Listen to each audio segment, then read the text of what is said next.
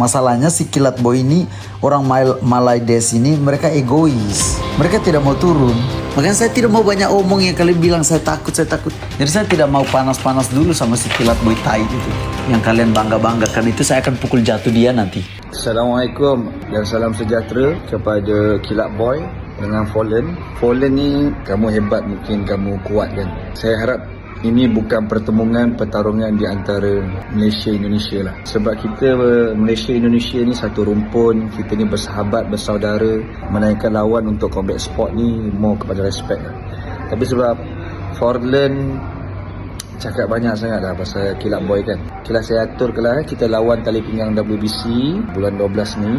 Jadi kamu dah cakap kamu tak nak lawan kalau biasa-biasa, betul? Kalau perebutan sabuk, kalau main kejuaraan WBC Asia sama Kilat Boy, mau saya. Karena pasti saya menang. Kan kamu nak lawan kalau untuk tali pinggang. Okay, kita tali pinggang, kamu buat weight 54 kilo, okey? Naik weight 54 kilo, Kilat Boy pun ready 54 kilo, kita jumpa bulan 12 ni di Arena Lakin.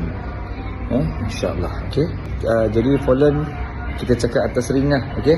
Bulan 12 jangan kata tak ada pula, okey? Assalamualaikum.